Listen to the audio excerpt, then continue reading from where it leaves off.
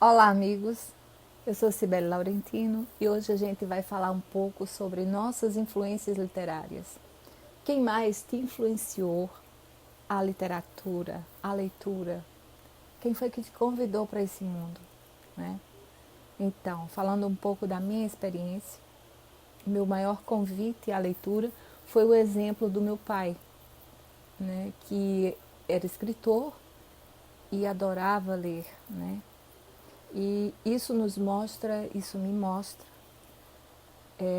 que realmente os nossos maiores influenciadores são os nossos pais, nossos primeiros influenciadores, né? As grandes influências de nossas vidas. Né? Então, eu cresci vendo o meu pai datilografando seus versos, deixando tudo prontinho para mandar para a gráfica. Naquela época as coisas eram mais manual mesmo, então ele mesmo que fazia esse trabalho. E eu achava muito lindo vê-lo na frente da máquina de datilografar até altas horas da noite. E eu era aquela filha que ficava ali pertinho, né? E eu não me canso de lembrar, não sei quantas vezes, que eu presenciei ele tarde da noite lendo um livro. E aquilo me deixava fascinada, curiosa para saber o que tinha de tão interessante. E eu acabei também adquirindo esse hábito de ler naquela época as poesias, né? Um tanto num nível muito superior a mim, mas eu tinha tanta admiração por aquela pessoa que eu queria ser pelo menos um pouco parecido, né? E é isso que realmente acontece com todo filho, né? Admira tanto o pai que ele tenta realmente se espelhar, tenta ser um pouquinho parecido com essa pessoa de sua admiração. Então isso aí também me trouxe o gosto também pela escrita, né? Inclusive pela datilografia. Eu fui autodidata em datilografia com 10 anos. Minha irmã mais velha chegava com suas lições e eu queria tanto fazer aquelas aulas para poder ajudá-lo. E acabava pegando as lições e fazendo todas ali naquela máquina. E ele me permitia e eu ficava muito feliz, né? E as minhas leituras foram crescendo. E eu me lembro que em nenhum momento ele me estimulava a querer ler, né? Em nenhum momento ele me comprou um livro infantil para que eu fizesse minha leitura. Talvez ele não tenha despertado para isso. Mas se os livros dele mesmo, de poesias, eram esses que eu lia. Me lembro que ainda restou um ou dois gibis, que herança dos irmãos mais velhos, que ficava lá largado e eu ainda peguei para ler, né? Isso ficou muito memorizado para mim, porque o final da história eu nunca soube, porque faltavam as últimas páginas, veja só. Então isso foi também junto à escola que eu estudava, uma escola pública na época, que fazia todo o estímulo do aluno à leitura, né? Fantástico, a escola muito simples, mas você tinha uma biblioteca muito bacana, muito rica, muita literatura infantil, né? Que ela, um ou dois dias na semana, reunia aquela turminha. E nós íamos à biblioteca, fazíamos nossa leitura. Quem queria pegar o seu livrinho emprestado pegava, com a responsabilidade de trazer. E isso era fantástico, eu ficava extasiada com esse momento, né? Realmente foi muito marcante para mim. E entre esses dias também tinha um dia que tinha o estímulo à escrita, né? Uma professora pegava aquela turma e pedia para que todos desenhassem, fizessem os seus desenhos. De uma forma muito, uma educação muito recreativa, né? Não era uma obrigação de fazer. E nós fazíamos o nosso desenho, coloríamos, e depois ela pedia para que a gente criasse uma historinha dentro daquele desenho. Então foi uma forma muito bacana de estimular também a escrita, que eu tive o prazer de receber, né? E isso foi fundamental. E tudo isso me leva a crer, como mãe que sou hoje, mãe de 3 filhos, que realmente o nosso exemplo é tudo.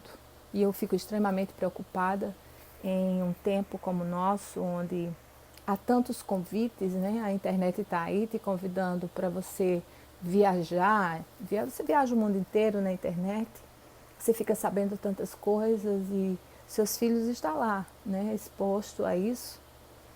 Sem falar nos jogos, né? Nas brincadeiras de animação. E os jogos é o que mais me preocupa, né? Eu acho muito preocupante. E eu sempre tenho tentado reverter isso na minha família, com os meus filhos, para não estimular os jogos, né? E tento ser o máximo de exemplo com a literatura, com o livro, né? E ao contrário do meu pai, eu comprei muitos livros para os meus filhos a vida toda, né? E sempre fazendo leitura com eles, quando menor, sempre lendo uma historinha.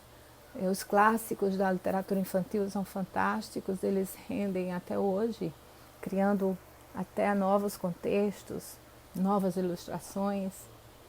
E a gente vai se adaptando e vai contando e vai tentando trocar um pouco o celular pelo livro, né? Trocando a televisão pelo livro, porque se a família está interligada com a televisão ou com o celular, com a internet, ela tem que ter um tempinho separado para realmente silenciar, desligar desse mundo e entrar na viagem dos livros, que vai aumentar o seu vocabulário, vai aumentar a sua cognição, você vai viajar em um mundo surreal, né, na história de cada escritor, e você realmente vai criar um contexto, vai dar asas para a sua imaginação, né?